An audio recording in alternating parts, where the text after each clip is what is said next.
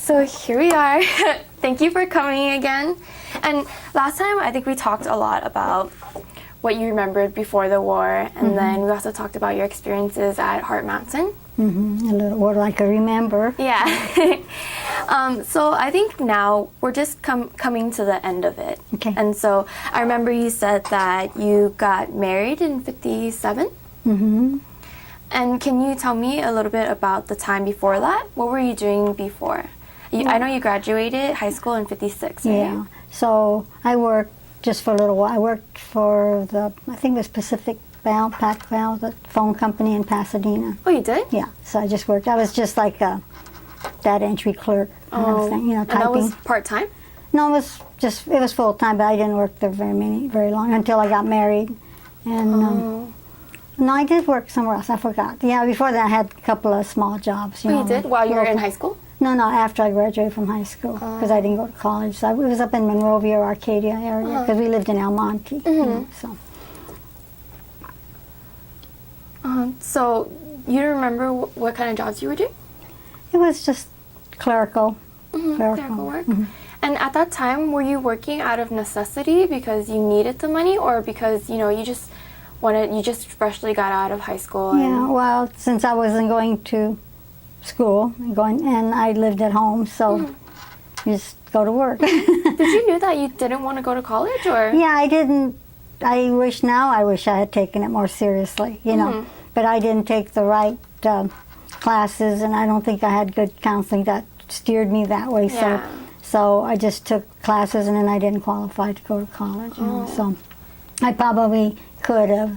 I didn't apply myself. So I wish I did, now, but. And was that? Do you know if that was like a common experience for Japanese Americans? I don't know. There are a lot. I think quite a few. Well, my uncle's family, they were all farmers and ranchers, and then my father's. I mean, he's born in Japan, but the other ones after camp. They were all had to start out. So I don't think very many of them went to college. So they were all like ranchers or gardeners or that kind of things. Because they had to start all over. So. And what about your family? What was your family doing at the time? Well, my father, after camp, you mean after? He was gardening. Remember, he was a gardener. And my mom helped him. And then she helped on the farm, too, whenever they needed.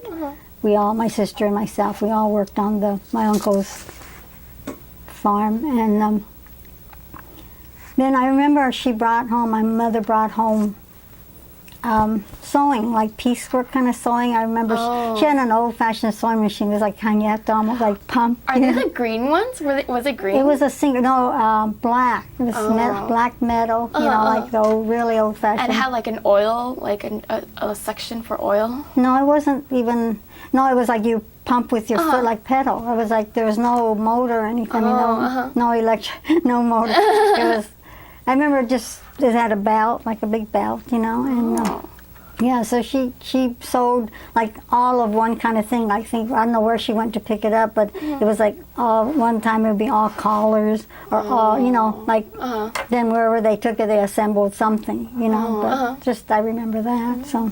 My mom actually did that as well. Did she? She did that for a while. She did like piecework, I guess. And so I remember her bringing some of that stuff home as well.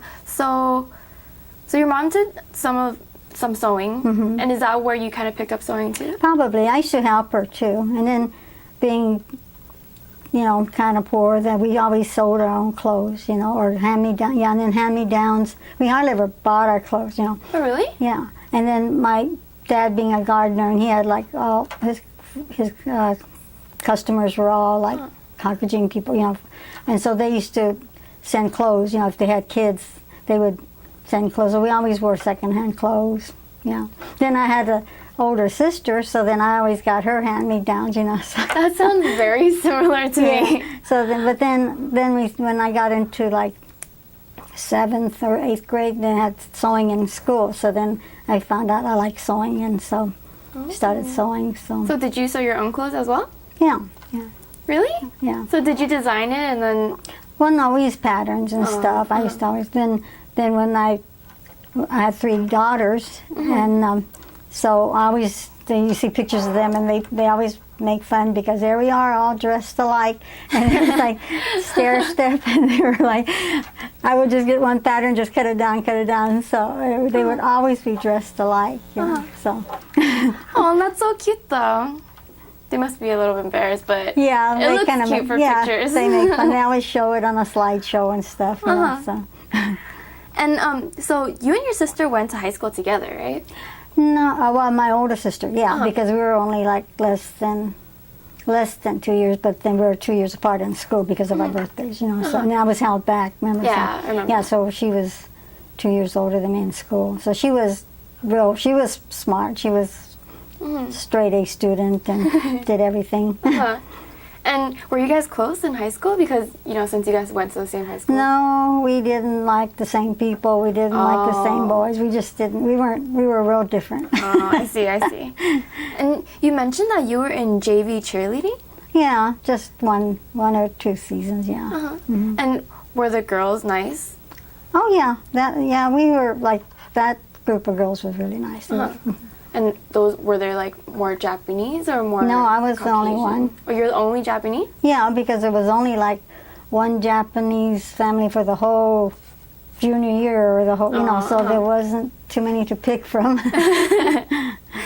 Okay, and did you and your family ever belong to different organizations, like? I don't know if my folks really belong to it, but there's the Hiroshima, because his family's from Hiroshima. So we used to go to picnics in LA. I think they had a big Hiroshima Ken picnic, you know, bigger than the community center. It was just everybody that from Hiroshima or families were, you know. Who organized that? Pardon? Who organized that? I don't know. There must be a organization or group. I'm sure they still have it, because whenever we go to funerals of somebody that came from a certain area, and then somebody would come and represent, you know how they come up and represent and do the incense and whatever, and they'll say it's from that. So I don't know, I guess it's still alive and going, or somebody represents that that group, you know, so. I see. And so I think last time we talked a little bit about Japanese traditions and some of the things that your parents taught you. Well, I don't know if it was from my parents. I learned a lot from that Mrs. Yokoi, the lady that she was the wife of that minister that we lived behind. And then after we moved back over here to La Puente, then my parents sent us to Japanese school because they wanted us, because they found out we were losing the language. So they made us all go. So Reverend Yokoi would come over, and he'd have a station wagon, and he'd come over and pick us up after school. I think it was Tuesday after school and Saturday morning. And he'd come in as those old-fashioned station wagon with the wood panels, you know, the old, and he'd honk, and we'd run out, and we'd go to school for a little bit. And but there we spoke to each other in English, which we shouldn't have, you know, to our. And we made some friends from them. And they were like kids from. We went to church with them anyway, the Methodist church. So. It was the NY of the Youth Methodist, you know, so Methodist Youth. So we went there, and that's where we learned how to do the odori, you know, the dancing. She taught us, and she taught us a lot about, you know, the culture, you know. So your parents realized that you weren't retaining any of the Japanese culture. So. And then my father didn't speak English because he's, you know, from Japan. So and then my mom, born here, she did. So she was always the interpreter, you know. So we really didn't talk to my dad that much, you know. So even after going to Japanese school, it was still really difficult to talk to your father? Yeah, it's hard. And then he understood, since after all these years, you know, he understood enough, but we just couldn't talk that much. And even now when we see their friends, and it's just like, I know what I want to say, but it comes out sounding so dumb, you know, like it's not because it's not the right answer, you know, you don't say it like properly. Yeah. Also, even now, like Japanese. Yeah, so I know they have a conversational class here, huh? Yeah. I think so. Yeah. I'm not exactly sure. I think I saw it on the news there. Are you planning on taking it? I should. So Did you learn? So you learned a lot of Japanese traditions from the school and from Mrs. Yokoi. Mm-hmm. And so, did you keep any of these practices? No, not really. I don't like what kind of practices? Like I know that New Year's there's like a big celebration, right? Oh yeah, we do that, but we only do that. We're carrying on what used to be my oldest daughter, her husband's family, the mother's from Japan, and the father-in-law was here, but he went to Japan, so he was like they call kibe, you know. So he married her and brought her back. And so every New Year's she would have the whole, thing with and the family would come over, like the lobster and the whole thing. And then she was real frail. She was a real tiny, frail person, and then she was failing anyway. And then I think after he retired, the father-in-law said, well, because I guess it cost quite a bit to put on a spread like that, so he says he wasn't going to do it anymore. So Sharon thought, well, we should keep it up and just invite the family. So we go to her house up in Laverne, and we all do our version of, we don't do the lobster and the whole thing, but we make Japanese food and stuff like that. And so we have that. And then I remember when we were growing up after camp, we used to always go to my grandma and grandpa's house where they lived with my uncle, the oldest uncle. And we would the family would get together, and so that was nice. And so I think even when I was working, then my kids that live here, well, one daughter lives up in Washington, but my two daughters and their families, they come over every Sunday for dinner. Oh, every Sunday? Mm-hmm. Just about, unless something happens like Nisei week or something, and they can't make it, or I have something else to do, and I cook dinner, and we all have dinner together. So we see each other every week. Because it's nice to keep in touch, because when it's school time, they're busy, and you kind of lose touch. So I just cook dinner, and they come. Then I cook stuff that they don't cook at home, so Japanese stuff, and so they don't usually cook that at home. So you learned to cook Japanese dishes from your parents, or? No, just from, I remember things that my grandma, my mom cooked, and my aunt, but a lot of it's just cookbook and trying things, Oh, cool. Then now you have online, but it's not the same as the old-fashioned cookbooks, and that's the old home cooking, that's the best. Then my kids will say, oh, I remember having this, or they'll remember things, so then I'll cook stuff like that, that they like. They like to try the Japanese stuff. So. And do they cook Japanese food for their families? I don't think not, because I asked them. I said I even give them the recipe if they like something, and I print out the recipe on my computer and I give it to them. But they said, well, because they have it on Sundays here, so they don't cook. But they have it. And then my granddaughter, I made her a cookbook with a loose sleeve, with a plastic cover and plastic sleeves, and I made her a cookbook of all her favorite stuff that when she comes over. And so she requested that, so I gave it to her for Christmas, and all the rest of it she likes. So she's been trying. Oh, that's cool. Yeah, so the tradition goes on. So, I mean, these are like home cooked stuff that's like from the cookbook or modified by me.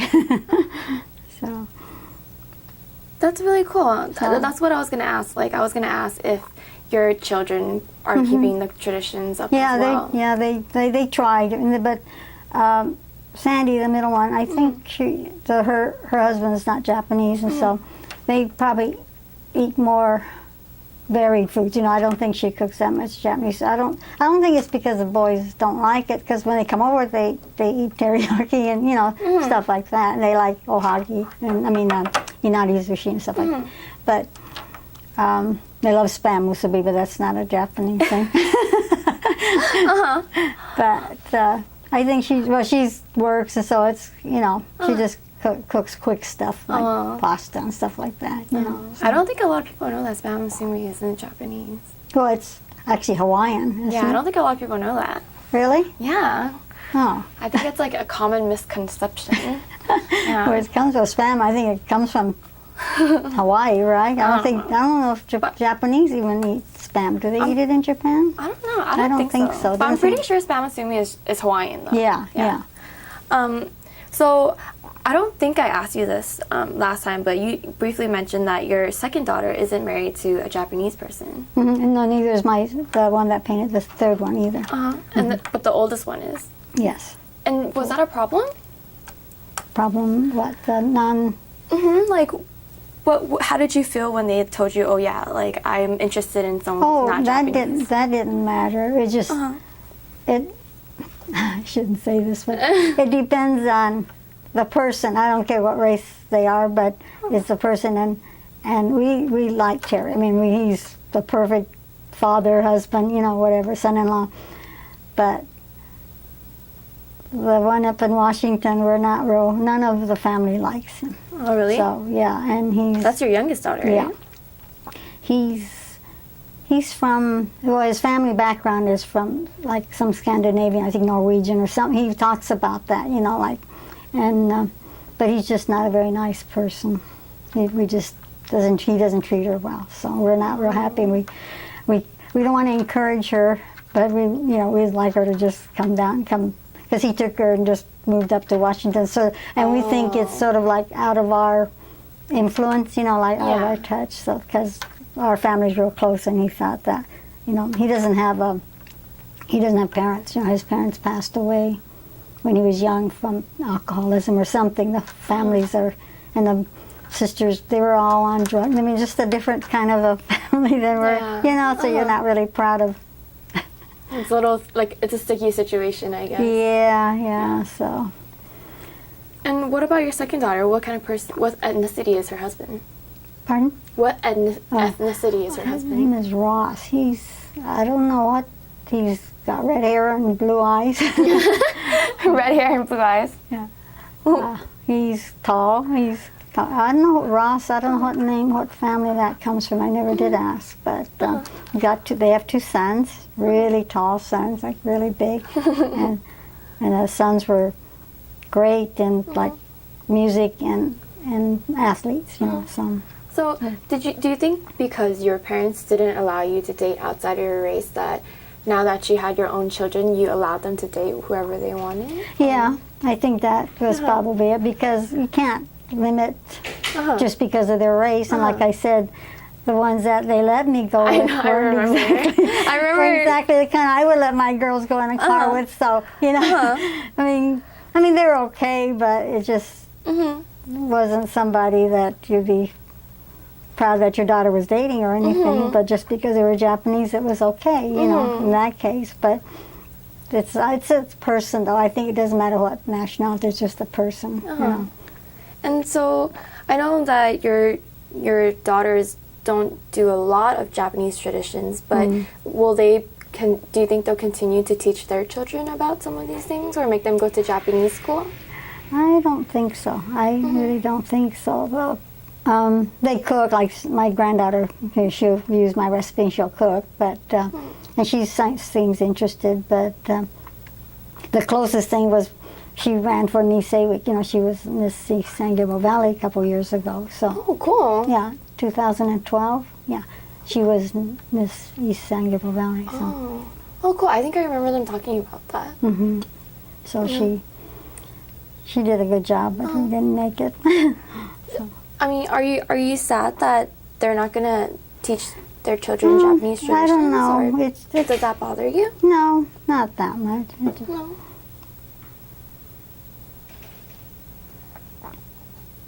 And I wanted to ask, how do you identify yourself? How do you mean? Like, would you consider yourself Japanese American, Japanese American, or Asian American? How would you identify yourself? That's an interesting question. Well, because a lot of my friends and people I worked with, they were all Caucasian, you know. And I just didn't feel different until I look in the mirror and I'm going, oh, I look different. But, you know, I went to school here and, you know, and this language and everything. And so, but I'm proud that I'm Japanese because of the, you know, the culture. And I think Japanese people are really, you know, something to be proud of, you know, because of, well, we talk about that, like there are different Asian cultures now coming more, and some of them aren't. I said I don't want to think I'm one of them because you know what I mean. Because it's they're very different. Yeah, they act in public and the way they are, and the cultures are completely different. Yeah. So I thought, well, so there's some that you're not proud to be associated with, or you don't want to be thought of as like that. So you but wouldn't want to be considered like Asian American. Yeah. That encompasses I want Japanese too much. American because I am proud to be Japanese. Okay. Okay, that makes sense. And what about your children or your grandchildren?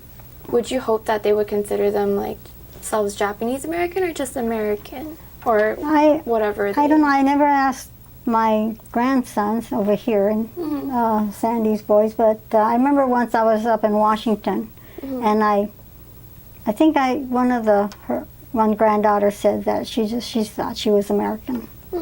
The Japanese part never came or entered. She just says she feels an American. So. And how did that make you feel? I was kind of disappointed, but I didn't say anything. You know, you didn't? No. I just thought, well. How come? I don't know. She feels that way, and and then she's so far away from us, and I don't think they associate with that many, except when she went to University of Washington. She graduated just this past June. She joined a group of, I think they were predominantly Asian, but it was like a Hawaiian hula dancing group. So that was different. It was like, it wasn't Japanese, but it was, that's about closest. But so to graduation, a few of them, I think there was about 4 girls that were Asian that came to her graduation. So she does gravitate. She feels comfortable with them. I think they're close friends of hers. So And that's good enough for you, right? That's good. So it doesn't feel like she feels she's white and she's not going to associate with any of them or something. Yeah. So. Yeah. And with everything that's happened in your life, and there's been so much. I remember you telling me that your father was not FBI knocked on the door to get your father, and all these things. And so, how do you feel about America? Oh, I'm proud to be. I'm proud to be an American. Oh yeah, and I wouldn't want to live anywhere else. And people that are protesting, they can go back to countries they want to go to because if they don't like it, because it's great. But I know that was an unfortunate thing, and they were just doing it out of fear. And then I remember when I was about junior high or high school, and I finally started wondering about why we were sent to camp. Until then you just kind of just because go. You were really young, right? Yeah. And so then I asked my mom, and maybe it's something that we learned in school or heard about or something. So I asked my mom, why did they do that to us? And my folks never talked about or complained about what we went through. And she just said, well, it was for our protection. Like they were protecting us. And I'm thinking, well, yeah, but then there's guards at the towers, with guns, not keeping people out, protecting us from what, But then I heard later, though, and my late brother-in-law, he didn't go to the camp.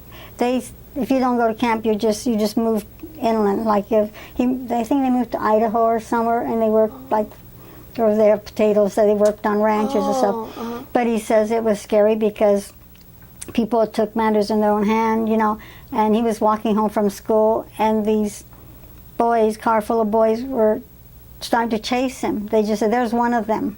Yeah, because he was alone, and he was Japanese, and so when they said, there's one of them, and they started chasing him, so he had to run through the fields or trees or something so they couldn't.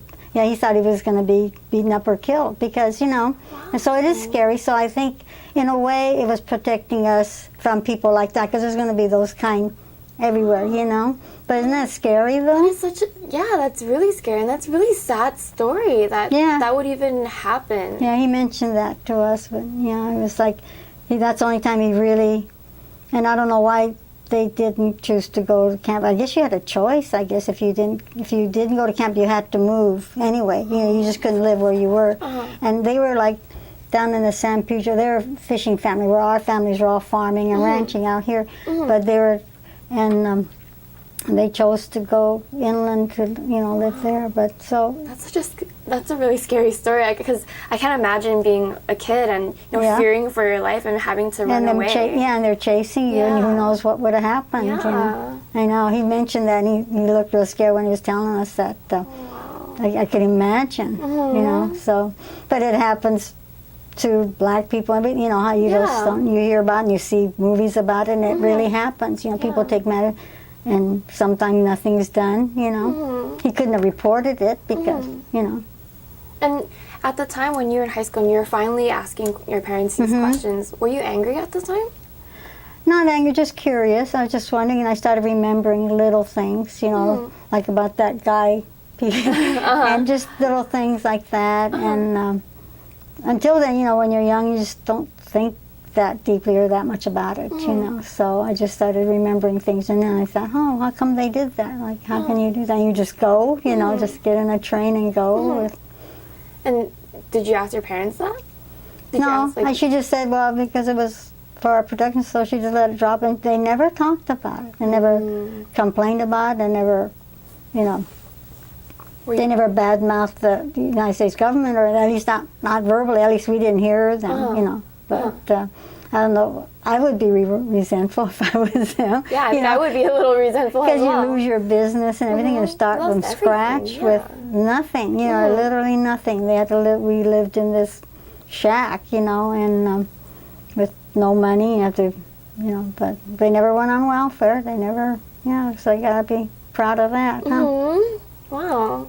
And so you didn't hate America at all, like throughout your whole life. You never had any feelings of animosity towards America for doing what they did, and that was just whoever was in charge at the time, and they made the decision.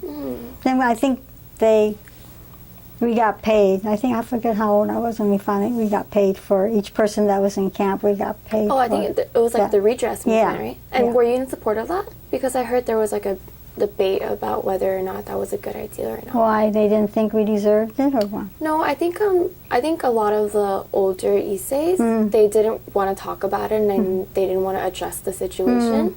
And then I think a lot of new people were saying, you know, the U.S. government should publicly apologize and recognize that they did something wrong, and we should get paid for it. And so I think there was like a little bit of debate about whether that was a good idea or not. But how did you feel about it? I don't know.